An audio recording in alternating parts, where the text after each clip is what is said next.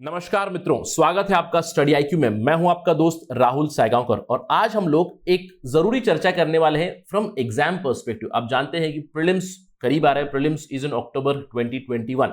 तो ये चर्चा होगी from prelims perspective. It is like a prelims titbits for you. इस खबर में हम लोग एक फैक्चुअल इंफॉर्मेशन के बारे में जानेंगे, कुछ फैक्ट बेस्ड क्वेश्चन के बारे में जानेंगे। जैसे कि एक सिंपल सवाल आ सकता है, DPE department of public enterprises is under which ministry or was under which ministry। तो थोड़ा सा फैक्चुअल इंफॉर्मेशन जरूर होगा, but I will try to make it very very interesting for you. चलिए शुरू करते हैं चर्चा, लेकिन सबसे पहले जानते हैं बैकग्राउंड के बारे में कि क्या डेवलपमेंट हो रही है।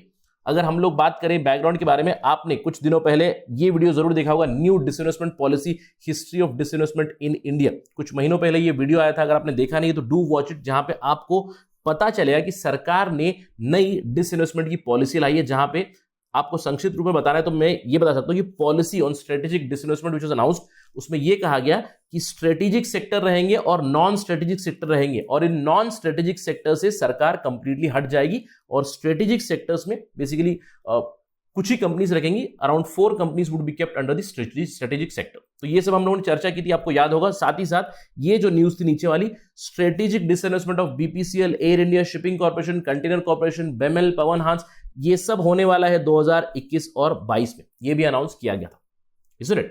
अब इसी के चलते, इस डिसइन्वेस्टमेंट पॉलिसी के चलते एक नई डेवलपमेंट आई है। अभी सरकार ने यह डिसीजन लिया है कि department of public enterprises is going to be merged with the ministry of finance. तो आपको यह याद रखना है from exam perspective, the centre merges department of enterprises with finance ministry. तो यहां पे हम लोग क्या चर्चा करने वाले हैं कि डिपार्टमेंट ऑफ पब्लिक एंटरप्राइजेस है क्या। इसको अभी मर्ज किया गया फाइनेंस मिनिस्ट्री में, तो ये पहले किस मिनिस्ट्री में था, और इस डिपार्टमेंट ऑफ एंटरप्राइजेस का काम क्या है एग्जैक्टली, इसके बारे में थोड़ी सी इंटरेस्टिंग फैक्टॉइड्स हम लोग लेंगे। चलिए बात करते हैं क्या हुआ है एग्जैक्टली। देखिए, गवर्नमेंट ने डिपार्टमेंट ऑफ पब्लिक एंटरप्राइजेस, जो पहले ministry of heavy industries and public enterprises में था, उसमें से उसे हटाकर अभी इंक्लूड किया है फाइनेंस मिनिस्ट्री के साथ। यानी कि एक मिनिस्ट्री से उठाकर उसे दूसरी मिनिस्ट्री में डाला गया। पहले वो ministry of heavy industries and public enterprises में था, अभी वो मिनिस्ट्री ऑफ फाइनेंस में आपको मिलेगा। अब ये डीपीई एग्जैक्टली है क्या, डिपार्टमेंट ऑफ पब्लिक एंटरप्राइजेस करता क्या है, ये इसका मेजर रोल है सेंटर पब्लिक सेक्टर एंटरप्राइजेस के साथ। और सीपीएसई क्या होती है, जैसे कि जो कंपनी हम लोगों ने बात की, बेमेल, बीएचईएल, आईओसीएल, बीपीसीएल, ये sub centre public sector enterprises है, केंद्र की कंपनीज है, राइट, केंद्र की कॉर्पोरेशन है।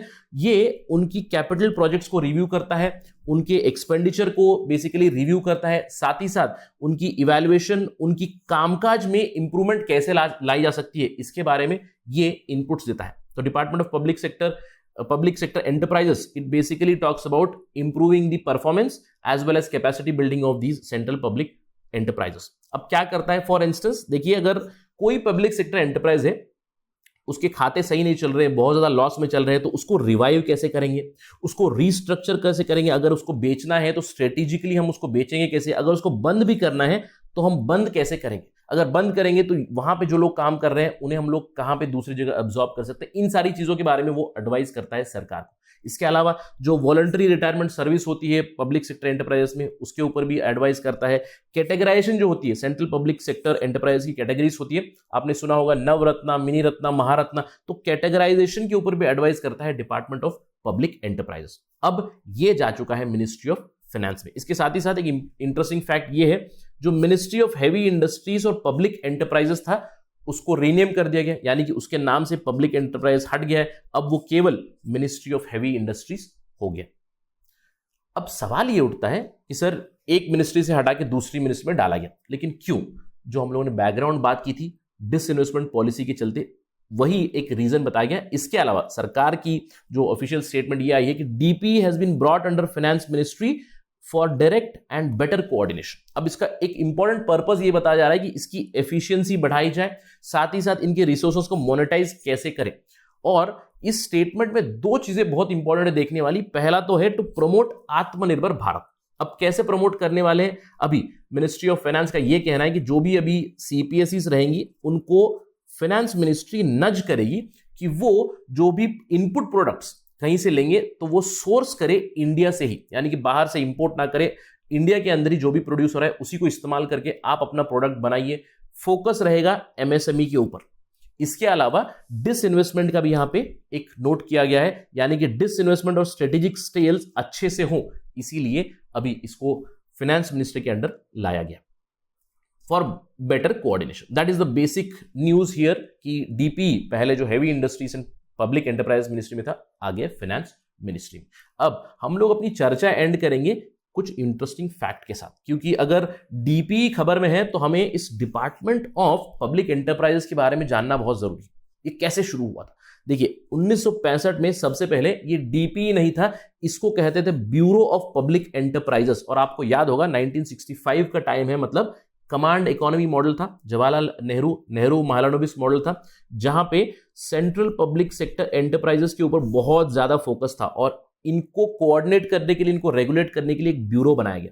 और ये ब्यूरो इंटरेस्टिंगली था मिनिस्ट्री ऑफ फाइनेंस के अंडर, राइट। लेकिन 20 साल बाद 1985 में ये जो ब्यूरो ऑफ पब्लिक एंटरप्राइजेस है, इसको शिफ्ट किया गया मिनिस्ट्री ऑफ इंडस्ट्री में, और 1990 में इस मिनिस्ट्री को बना दिया ministry of heavy industries and public enterprise. So basically 1990 में ये डीपी है, it came under the ministry of heavy industries and public enterprises. अभी it has come a full circle, यानी कि जो बॉडी थी ब्यूरो ऑफ पब्लिक एंटरप्राइजेस, वो शुरू हुई थी यूनियन फाइनेंस मिनिस्ट्री के अंडर, चली गई वो हेवी इंडस्ट्री मिनिस्ट्री के अंडर, और एक डिपार्टमेंट बन गया वहां पे, और अभी वो department it has come back to the finance ministry. तो आप ये स्टेटमेंट जरूर याद रखिएगा, एक स्टेटमेंट बेस्ड क्वेश्चन भी आ सकता है।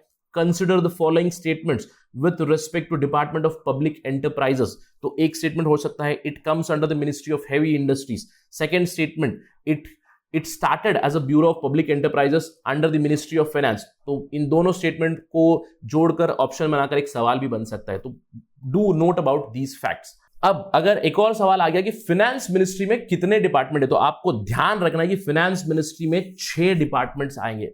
ये जो ऐड हुआ है department of public enterprise, this is 6th department. इससे पहले 5 डिपार्टमेंट थे, department of economic affairs, department of revenue, department of expenditure, और दीपम जिसे हम लोग कहते हैं DIPAM, department of investment and public asset management, and finally DFS, department of financial services, which basically deals with the banking sector. Bank के साथ जो deal करता है वो है डिपार्टमेंट DFS।